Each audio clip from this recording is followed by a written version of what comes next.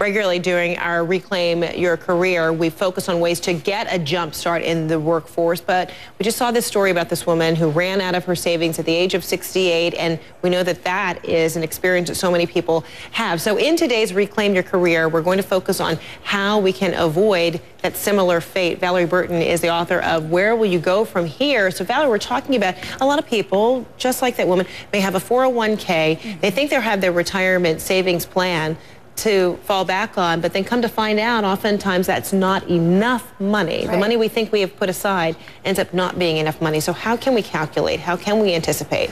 Well, for a lot of people, they've been saving, but the big thing here is that with things that have happened in the economy, I've come across quite a few people, one of them profiled in the book, who have had to go through all of their retirement savings. So one of the lessons here is to not end up in this position, is to sock away as much money as possible, as early as possible. And we really have to think about the fact that, particularly for those of us who are Generation X or younger, you know, we're not having pensions as often. We're probably not going to rely on Social Security. So it's really important to find those ways to decrease your expenses, to maximize your income. And then if you're closer to retirement in those last 10 years or so, start accelerating your debt payments, pay off your mortgage, so your expenses are much lower as you head into retirement. So you need to start thinking about downsizing your life well before you actually need to do it. Do it when those, you know, most valuable working years of your life. Absolutely. And this is, you know, pay things off. For a lot of people, they find that once they downsize, they actually like it.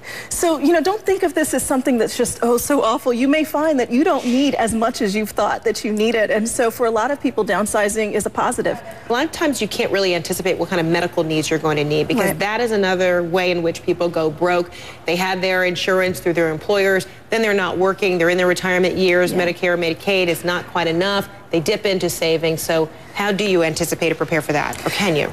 You know, that's a hard one, but you want to, as much as possible, make sure you've got the right insurances in place, not just your health care insurance, but your long-term care insurance, making sure that you've also got disability insurance. That happens a lot as people get older, but knowing that a lot of the out-of-pocket expenses are far more expensive than people actually anticipate. But you know, the other thing that goes up in retirement is recreation. You have a lot more time on your hands, so you've got to make sure you're saving for things like vacation and just that leisure time that you're going to have. Oh, but sadly, in so many people's golden years, bypassing vacations, it's just not happening. They can't afford it. That's true for a lot of people, but not for everyone. I think it's important for us to be very optimistic here. This is about planning. And so to not end up in that place, you want to say, what kind of lifestyle do I want to have? What things might I have to pare back on? What do I need to do now to prepare for that? And thinking about that at a young age. And if you have children that are, you know, going into college now or in their 20s, even though perhaps their jobs aren't paying that much, you want to be talking to them about saving for their retirement. Oh, great advice. And because you give such great advice all the time, you're being recognized, not just here, because we love our Valerie Burton all the time here in the newsroom, but Ebony Magazine has also recognized you as one of the 100 most powerful and influential. Go on with your bad self.